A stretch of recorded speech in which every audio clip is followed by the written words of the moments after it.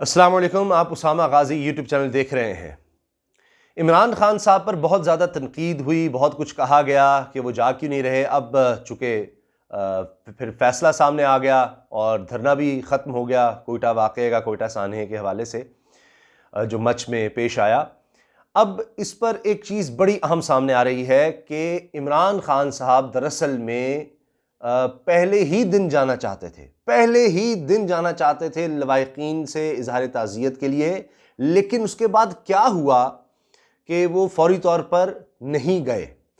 इस बारे में मैं आपको बताऊंगा और काबीना के 4 लोग, कम से कम 4 लोग इस बारे में बता रहे हैं, नाम ना जाहिर करने की शर्त पर, कि क्या हुआ असल में। इस बारे में हम बात करेंगे। लेकिन इससे पहले ज़रूरी चीज़ यह है कि मरियम नवाज साहिबा की जो वीडियो सोशल मीडिया पर वायरल हुई है उस पर बात की जाए। आपने देखा मरियम साहिबा वहाँ पहुँची, उन्होंने हत्ता कि अपने ट्विटर पर जो तस्वीर लगा ली है, ट्विटर अकाउंट पर, वो भी ज़ाहिर है कि इस अंधोनाक और रमनाक वाक़े के हवाले से है और मुसलसल वो इस पर बात कर रही हैं। फिर उनके वालिद साहब का बयान आ गया, उनके भाई का बयान आ गया, उन्होंने पूरी इस पर प्रेस कॉन्फ्रेंस भी कर दी। वो क्यों की, अब दोबारा कराची में क्यों की और क्या उसका मकसद था। 4 लोग उनके साथ, सीनियर तरीन लोग, बाकी भी सब लोग थे, उनको लिख लिख कर दे रहे थे। फिर क्या बातें वहाँ पर हो रही थी, क्यों उनको, मरीम साहबा को कुछ जवाब नहीं देने दिए गए, उनको रोका गया, मुसलसल मशवरे क्यों दिए जा रहे थे, ये बड़ा अहम है। देखिए हुआ ये, जब मरियम साहिबा वहाँ पर पहुँची, वहाँ लवाहिकीन से मिली, ताज़ियत की और फिर उसके बाद उन्होंने वहाँ पर शदीद तनकीद की इमरान खान साहब पर और मुसलसल, यानी उनकी वहाँ पर तकरीर का 90% हिस्सा, 95% हिस्सा सिर्फ और सिर्फ इमरान खान को टारगेट करते हुए था। उसके बाद ये हुआ कि वो वहाँ से सीधा गई हैं ताज़ियत के बाद और जाकर एक महफ़िल मौसीकी अटेंड किया उन्होंने। जी हाँ, मरियम नवाज साहिबा जो कोयटा गई थी ताज़ियत के लिए और इसलिए कि जी वहाँ पर बड़ा जुल्म हुआ है और वहाँ जाकर उनसे मिलना चाहती हैं और फिर ज़ाहिर है कि कहा कि मैं मज़लूमों की आवाज़ बन रही हूँ और इमरान खान साहब को की ज़मीर को झंझोड़ रही हूँ, वो बेहिस है और ये है और वो है। अच्छा, उससे भी ज़्यादा उन्होंने कराची में प्रेस कॉन्फ्रेंस करते हुए इमरान खान साहब को फ़िरौनियत का कह दिया कि ये फ़िरौनियत है, गुरूर है, तकब्बुर है। फ़िरौनियत और गुरूर तकब्बुर का कोई चेहरा होता तो इमरान खान था, इमरान खान है, ये चेहरा है वो तकब्बुर और गुरूर का। ये सब बातें उन्होंने की। लेकिन इस बीच में जो हुआ वो रात को महफ़िल मौसीकी थी। अब उसकी वीडियो सामने आ गई जिसमें मरीम साहिबा बहुत ज़्यादा खुश भी नज़र आ रही हैं, महजूज़ भी हो रही हैं, तालियां बजा रही हैं, दाद दे रही हैं। वहाँ पर उस महफ़िल मौसीकी में जो लोग अपने फ़न का इजहार कर रहे हैं और वो वीडियो अब मंज़र आम पर आ गई है। आप भी देख सकते हैं, आसानी से मिल जाएगी और उसमें यानी मौसीकी भी हो रही है और गाना भी है, सब कुछ है और खूब मरीम साहिबा उसको अप्रिशिएट कर रही हैं। साथ और लोग भी मौजूद हैं मुस्लिम लीग नून की सीनियर लीडरशिप में से, जो उनके साथ कोयटा गए हुए थे। तो अब ये एक बहुत बड़ा एक तरह से स्कैंडल कह लें या ये कह लें कि एक सवालिया निशान बन गया है मरीम साहिबा के कंडक्ट पर, उनके तर्ज अमल पर, तर्ज सियासत पर, कि आप वहाँ पर कोयटा गई थी लवाहिकीन से मिलने, उनकी ताज़ियत के, उनके साथ ताज़ियत करने, तो वहाँ जाकर और उसके बाद सीधा आप वहाँ से निकलती हैं और जाकर आप महफ़िल मौसीकी अटेंड करती हैं। तो ये सब प्लान तो पहले से हुआ होगा। ये तो नहीं हो सकता कि मरीम साहब एक जगह ठहरी और वहाँ पर यानी महफ़िल मौसीकी हो रही थी। ये सिर्फ उन्हीं के लिए एहतमाम किया गया था। आप वो वीडियो देखेंगे तो ये नहीं है कि कोई जनरल, ये सिर्फ मोहतरमा के लिए, उनके लोगों के लिए, तो ये पहले से इंतज़ाम मौजूद था। तो जा कोयटा ने ताज़ियत के लिए तो वो मना भी कर सकती थी कि मैं ताज़ियत के लिए आ रही हूँ, ये महफ़िल मौसीकी का एहतमाम मत किया जाए। तो ये बड़ा एक बहुत बड़ा सवालिया निशान है अभी ऐसी मुतनाज़ा वीडियो का आ जाना और उसमें वो बड़ी खुश, रिलैक्स और यानी दाद देती हुई, क्लैपिंग करती हुई एक बिल्कुल ही और माहौल नज़र आ रहा है। तो इससे अब जो मसला खड़ा हो गया, तो उसके बाद ये नज़र आया कि नून लीग ने अब एक बयानिया बनाने के लिए और इससे ध्यान हटाने के लिए फिर कराची में ही मरीम साहबा ने कहा कि अब ज़रूरी हो गया कि मैं आवाम से मुखातिब हूँ, आवाम से बात करूँ, क्योंकि इमरान खान ने जो ब्लैकमेल का लफ्ज़ यूज़ कर दिया है इसका तो जवाब देना पड़ेगा। अब उसको उन्होंने, लगता है कि जैसे कैश करवाने की कोशिश की, जो कुछ मीडिया में चल रहा था, जो बात हो रही थी। क्योंकि फिर नवाज़ शरीफ साहब का वहाँ से बयान जारी हो गया कि जी भरपूर एहतजाज करो और नवाज़ शरीफ ने बाकायदा कहा शाहिद खान अब्बासी से, दीगर लोगों से कि नून लीग की सीनियर लीडरशिप सारी राब्ता करे। फजलुर रहमान साहब से और इस पर भरपूर एहतजाज किया जाए। यानी जो आपने देखा सड़कें बंद, मुख्तलिफ शहरों में दाखिली और खारजी रास्ते बंद कर दिए गए, धरने दिए गए। तो इसको फैलाने का नवाज शरीफ का प्लान था कि इसको ज़्यादा फैलाया जाए और ऐसे लग रहा था कि इसमें कोई, यानी जिस तरह आपने कराची में देखा वहाँ पर जलाओ घिराव भी हुआ, तो इस किस्म का कोई वाक़या हो सके बाकी शहरों में भी, और यानी इसको फैलाया जाए। और क्योंकि इस अपॉर्चुनिटी से ऐसा लग रहा था कि वो भरपूर फ़ायदा उठाना चाह रहे थे। अच्छा, लेकिन बर वक्त ये अल्लाह का ख़ास करम है कि मुज़ाकरात कामयाब हुए और शेख रशीद ने कहा कि लवाहिकीन ने बहुत बड़े दिल का मुज़ाहरा किया है, बड़े सब्र का मुज़ाहरा किया है और उनको सलाम है। और बहरहाल फिर उन्होंने कह दिया और उस तदफीन का भी कह दिया, जनाजे और तदफीन का। और उसके बाद ये ख़त्म हो गया धरना। और इमरान खान साहब तो पहले ही यकीन दहानी करवा चुके थे कि फ़ौरी तौर पर कोयटा जाएंगे, तो वो मामला भी सारा अल्हम्दुलिल्लाह बड़े बेहतर तरीके से हल हो गया। अब मरीम साहिबा ने क्या किया कि इससे पहले कि ये मामला, उनको लग रहा था कि ये तो सारा हल हो रहा है, सब चीज़ें ठीक हो रही हैं, और उनको नज़र तो आ रहा था, बातें तो ये चल रही थी, तो उन्होंने कहा कि इससे पहले मैं एक भरपूर प्रेस कॉन्फ्रेंस कर दूं। अच्छा, उसमें उन्होंने वो अल्फाज इस्तेमाल किए इमरान खान के बारे में कि उफ, शायद ही पहले इससे कभी इस्तेमाल किए हों। अब लग ये रहा था कि माजी में जिस तरह वो प्रेस कॉन्फ्रेंसेस कर चुकी हैं और उसमें कुछ ना कुछ वैसा कर देती हैं कि लेने के देने पड़ जाते हैं, मुख्तलिफ बातें कर देती हैं। बहुत सी मिसालें हैं इसकी, मैं चंद मिसालें आपके सामने रख देता हूँ कि वहाँ से शुरू होकर के कि मेरी लंदन तो क्या पाकिस्तान में कोई प्रॉपर्टी नहीं है। आज तक ये होता है कि कभी वो ये कह देती हैं कि जी मिसाल के तौर पर कि जिस तरह अभी एक जगह उन्होंने कह दिया कि जज अरशद मलिक आए थे हमारे घर और उन्होंने कहा कि मैंने नवाज शरीफ से उनकी बेटी मरीम साहिबा आप दोनों से बड़ी ज़्यादती की और मुझे माफ़ कर दें तो मैंने आपके केस में। और फिर वो पकड़ी गई तो उनसे सवाल हुआ कि जी वो तो आपका केस तो उन्होंने सुना ही नहीं था मरीम साहिबा का। उन्होंने कहा हाँ जी वो नहीं। तो इस तरह कुछ ना कुछ हो जाता है। इस तरह की और बहुत सी मिसालें, फिर सारी वीडियो उसी में गुजर जाएगी अगर हम इस तरह से बात करते जाएंगे तो बहरहाल अब उनको कोशिश की गई रोकने की। जिस तरह उन्होंने मिसाल के तौर पर यह कह दिया कि जनाब वो जो सिंध की रिपोर्ट आई है वो कैप्टन सफदर अवान के मामले पर वो बड़ी अच्छी है, उसको अप्रिशिएट कर दिया, जबकि नवाज शरीफ उसको रिजेक्ट कर चुके थे। तो इस तरह से वो करती है। अब हुआ ये कि कराची में जब ये था कि ये बड़ा इवेंट है, उसको हमने फुल कैश करवाना है, अब इमरान खान ने जो बोल दिया इसको, तो उसमें राना सनाउल्लाह भी थे, परवेज़ रशीद भी थे, एहसन इकबाल, मोहम्मद ज़ुबैर, ये सीनियर लोग और दीगर लोग भी थे, मिफ्ता इस्माइल भी थे, पीछे खड़े हैं सब लोग। तो फिर भी उन्होंने हर एक ने अपनी अपनी पर्ची लिखकर भी दी हुई थी मरियम को कि ये बोलना है। फिर थोड़ी देर बाद उनको लुकमा भी देते थे।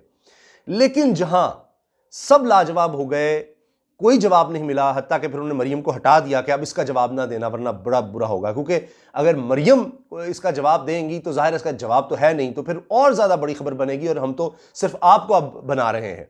नवाज शरीफ के साथ मरियम की तस्वीर, अब शहबाज शरीफ, हमजा की गायब है, आप देख लीजिए इसमें भी, इस प्रेस कॉन्फ्रेंस में भी, तो सिर्फ आपको बना रहे हैं। तो फिर आप जब इस तरह करती हैं तो धनाम से गिर जाता है सारा टारगेट, मीडिया में आप हो जाती हैं। तो हम में से अगर कोई जवाब देगा, नहीं भी बन पाएगा, तो ज़रा इतने लोग हैं जी, एहसन इकबाल को फिर कहा गया कि आप जवाब दें, तो मरीम साहबा गुस्से में कहती हैं आप देना चाहते हैं जवाब, आप दे रहे हैं, आप दे रहे हैं। सवाल था कि नवाज शरीफ के दौर में 400,000 लोगों का कत्ल हुआ, 400 का।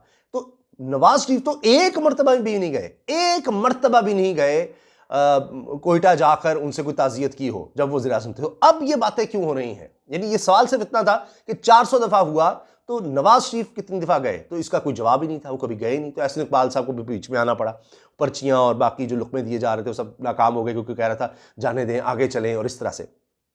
तो अब इससे साबित होता है कि ये अपने दौर में क्या होता रहा और अब किस तरह से इस चीज़ को कैश करवाने की कोशिश हुई। अब आप देखिए हुसैन नवाज साहब जो वैसे तो बोलते ही नहीं है इतना, अब उन्होंने भी कह दिया कि जी हम तो चाहते थे कि किसी तरह से हम इनकी दादरसी कर सकें, जो कुछ कोयटा मच में हुआ है, बलूचिस्तान में हुआ है इन लोगों की। तो अब उनका भी बयान आ गया और कहते हैं कि जी मुझे फ़ख्र है अपनी बहन पर कि नवाज शरीफ के कहने पर वो वहाँ गई, नवाज शरीफ ने कहा तो वो वहाँ पर गई, उनका नाम भी बीच में। तो वैसे वो बाहर बैठे हैं और दुख और अफसोस की बात यह है कि एक दफा भी भारत का मोदी का नाम नहीं लिया गया, पूछने के बावजूद, बैरूनी हाथ के बारे में पूछने के बावजूद नाम नहीं ले रही वो, मोदी का या इंटरनेशनल एस्टेब्लिशमेंट का या किसी बैरूनी हाथ का ना, जबकि रिपोर्ट्स हैं, हर कोई कह रहा है कि इसमें बैरूनी हाथ मुलव्वस है, बिल्कुल नाम नहीं ले रही। तो बहरहाल ये अब सारी कहानी जो है ना सामने आ गई उनके मुतनाज़ा वीडियो की भी। फिर अब ये जो मैंने कराची में आपको कहा कि उन्होंने सख्त तरीन अल्फाज इस्तेमाल किए हैं इमरान खान साहब के हवाले से, और फिर वास्ते दिए कि जी उनकी तस्वीर देखें, उन गमज़दा औरतों की, बच्चों की, और वो तस्वीरें दिखाई उनकी, दिखा दिखा करके क्या ये ब्लैकमेलर हैं, आप इनको ब्लैकमेलर कहते हैं। तो पूरी तरह से उन्होंने पूरी तैयारी के साथ वहीं थी और बड़े सख्त अल्फाज उन्होंने इस्तेमाल किए कि जी अब तो आप चले भी गए। ये देखिए, मैंने जिस तरह कहा ना कि उनकी तैयारी थी कि इमरान खान अब जा रहे हैं, उनको अंदाज़ा हो रहा था। उन्होंने कहा अब आप चले भी गए तो कोई फ़ायदा नहीं होगा, अब क्या फ़ायदा जाने का, और कोई फ़ायदा नहीं, और आपसे तो सिर्फ शफ़क़त का हाथ रखने का कह रहे थे। फिर हम तो ये मुतालबा करते हैं वज़ीर आज़म यहाँ आकर यकीन दिलाएँ। लोगों ने हमें ये कहा कि वज़ीर आज़म से मुतालबा है कि यहाँ आकर यकीन दिलाएँ कि अब दोबारा ऐसा नहीं होगा। हज़ारा बरादरी के गमज़दा ख़वातीन की तस्वीरें दिखाईं, कहा कि ये हैं ब्लैकमेलर। फिर वज़ीर आज़म का फ़र्ज़ है कि वो हज़ारा बरादरी के गम में शरीक हो। हज़ारा बरादरी को ब्लैकमेलर कहकर जिस गुरूर, तकब्बुर और सफाकी पर मबनी बयान दिया गया, इसके बाद हम सिर्फ इसके लिए दुआ कर सकते हैं। फ़िरौनियत है ये। और ये कि जी अगर ये सूरत हाल आपके घर में पेश आती तो क्या आप इन्हें भी ब्लैकमेलर कहते? मरीम नवाज़ ने भी कहा कि इमरान खान को मुखातिब करते हुए मरीम नवाज़ ने कहा कि जी मुर्दा दफन किए जाने के बाद आपका दौरा कोई मानी नहीं रखता, इसकी कोई हैसियत नहीं है। अगर तकब्बुर और हठधर्मी का कोई चेहरा होता तो इमरान खान जैसा होता। सिक्योरिटी क्लियरेंस हमें भी नहीं मिली थी, लेकिन हम वहाँ गए और जो कर सके वो किया, जो कर सके हमने किया। लेकिन मैं और कौम सवाल करते हैं कि 22 करोड़ अफराद की ज़िंदगी से ज़्यादा आपकी ज़िंदगी अहम है और कीमती है। इसका जवाब आपको दुनिया और आखिरत में देना पड़ेगा। और आज बताया गया है कि सिक्योरिटी खदशात नहीं, मगर इमरान खान की अना और ज़िद थी। और फिर कहा कि आप कहते हैं कि फ़ौज सब जानती है। क्या फ़ौज जानती है कि आप कितने बुज़दिल हैं? आपकी नाअहली से 22 करोड़ अवाम मुतासर हो रहे हैं। फ़ौज को, इदारों को फिर उन्होंने मलाइन किया, जबकि पीछे से किसी ने टोका भी, परवेज़ रशीद ने गालबन, के इस तरफ ज़्यादा न जाएँ। बहरहाल फिर मरीम ने कहा क्या सिलेक्टर्स जानते हैं कि इनके इंतखाब की वजह से बरादर दोस्त नाराज़ हुए, खारजा पॉलिसी बर्बाद कर दी, गवर्नेंस का सत्यानाश किया, और अब मुज़लिमों को ब्लैकमेलर का लेबल देकर इंसानियत की तौहीन कर रहा है। मैं सिलेक्टर से भी सवाल करती हूँ कि क्या 22 करोड़ अवाम में यही एक सौगात मिली थी? मौजूदा हुकूमत की पे दर पे गलतियों पर अवाम अब सेक्टर से जवाब तलब कर रहे हैं। देखिए, फौज को टारगेट कर दिया। आप अंदाजा लगाएं क्या मामला है, अंधोनाक, अलमनाक, और उस पर हो क्या रहा है। वो अपनी तकरीरें जो पहले वो कर चुकी हैं, वो सारी तकरीरें बार बार दोहराई जा रही हैं, बार बार वही फौज को पर टारगेट, वही इमरान खान टारगेट, और वो पुराने मामलात भी, सब बातें इंटरनेशनल, ये वो वाकया क्या है, और सारी बातें, सब इल्ज़ामात एक ही दफ़ा। और कहा जी हज़ारा बरादरी से दरख्वास्त की है कि वो अपने पैरों को दफना दे, क्योंकि जिस इंसान से आप उम्मीद लगाए बैठे हैं इसके सीने में दिल नहीं है। फिर कहा कि जिसे कोयटा जाने की इजाज़त ना मिली वो खुद एनआरओ कैसे दे सकता है। हम कोयटा में हज़ारा बरादरी से इज़हार यकजहती के लिए इनसे मिले और इनके धरने में शामिल हुए। अगर इस मामले पर सियासत करते तो वज़ीर-ए-आज़म इमरान खान को मुँह छुपाने की जगह नहीं मिलती, और अगर आप अपनी जिम्मेदारी अदा करने में नाकाम हैं तो हम तनकीद का हक रखते हैं। पाकिस्तान को दहशतगर्दी का तोहफा परवेज़ मुशर्रफ से मिला, लेकिन साबिक़ वज़ीर-ए-आज़म नवाज शरीफ ने सिक्योरिटी इदारों के साथ मिलकर दहशतगर्दी को ख़त्म किया। यानी यहाँ भी देखिए अपना एजेंडा साथ लेकर आ रही हैं। हर ख़ानदान पर बहुत बड़ी कहानी है, और वहाँ की मुलाकात के दौरान जो मनाज़िर देखे इस पर मेरा दिल दहल गया है। मैं अपने जज्बात बयान करने से कासिर हूँ, क्योंकि कुछ मुतासरा ख़वातीन ने कहा कि अब इनके घर में कोई मर्द नहीं जो जनाज़ों को कांधा दे। तो बहरहाल अब इमरान खान साहब चले गए। मैं सिर्फ चंद चीज़ अर्ज़ कर दूं कि जब आप कहते हैं कि इमरान खान को कोई एहसास नहीं है और बड़ी तनकीद, वो सब बातें अपनी जगह, वो जो लफ्ज़ उन्होंने ब्लैकमेल का बोला उसकी वजह से, लेकिन शौकत खानम बनाना, अपनी वालदा के नाम पर हॉस्पिटल बनाना, और फिर इतना बड़े हॉस्पिटल और कैंसर हॉस्पिटल, ये देखें आप, पनाहगाहें, दीगर इस तरह के काम, और ये ख़ुद दुनिया कह रही है कि एहसास प्रोग्राम जो है ये अब दुनिया के बेहतरीन प्रोग्रामों में से है। वेलफेयर स्टेट की जाने भी एक बहुत बड़ा कदम है, और ये वो चीज़ें। तो अगर आप ये कहेंगे कि उस इंसान को बिल्कुल एहसास नहीं है किसी का, तो फिर वो ये काम क्यों कर रहा है, ये काम क्यों करता आया है? अगर उसमें एहसास नहीं है तो उसने ये क्यों सोचा कि इस तरह का हॉस्पिटल बनना चाहिए कैंसर का, जहाँ गरीब तरीन लोगों का मुफ्त इलाज हो, और उस तरह से ही हो जिस तरह से पैसों वालों का हो रहा है। तो बहरहाल मैं इस डिबेट में नहीं जाना चाहता, वो एक अलग कहानी है। मैं आपको हकीकत बता देता हूँ कि इमरान खान साहब क्यों नहीं गए। पहली बात यह कि वो शुरू में ही जाना चाहते थे। ये मैं नहीं कह रहा, ये अब रिपोर्ट्स आ गई हैं और कुछ अखबारात में छप भी गई हैं, और यानी काबीना में शामिल लोग नाम न ज़ाहिर करने की शर्त पर ये चीज़ें बता रहे हैं कि पहले ही दिन इमरान खान साहब जाना चाहते थे, लेकिन सिक्योरिटी क्लियरेंस नहीं मिली। शेख रशीद को भेजा, वज़ीर दाखिला को, वो भी जब वापस आए तो उन्होंने कहा कि आपको भी नहीं जाना चाहिए कम से कम 1-2 दिन। और उसके बाद फिर मामलात जो हैं वो गड़बड़ होते चले गए, और फिर ये हुआ कि बीच में कुछ ऐसी सियासी जमातें आ गई हैं। मैं आपको पक्की खबर बता रहा हूँ, ऐसी सियासी जमातें आ गई जिन्होंने ब्लैकमेल करना शुरू कर दिया। वाकई उन्होंने ये नहीं लवाहिकीन के साथ अपने आप को जोड़ा, इस सारे मामले को, और ओवरटेक कर लिया। यानी लवाहिकीन तो पीछे रह गए और सारा कुछ यानी मुज़ाकरात कह लें, दीगर मामलात कह लें, वो लोग कर रहे थे। और जब ज़ाहिर इमरान खान साहब को वज़ीर-ए-आज़म की सब रिपोर्ट्स पहुंचती हैं, उनके पैगामात पहुंचते हैं कि ये मुतालबात हैं, ये भी किया जाए, ये भी किया जाए, ये भी किया जाए, और बहुत सी चीज़ें उसमें आ गई। और यानी यहाँ तक भी बात आ गई, मैं आपको पक्की बता रहा हूँ बात, कि जी जो लोग अफ़गान नेशनल हैं और उनके मनसूख किए गए हैं ID कार्ड्स, और उनको दोबारा पाकिस्तान की नेशनलिटी दी जाए जिनकी ख़त्म की गई है, ये भी उसके बीच में था। यानी बहुत सी शराइत में ये भी शराइत बीच में थी। तो अब आप मुझे बताएं लवाहिकीन का इस बात से क्या लेना देना है।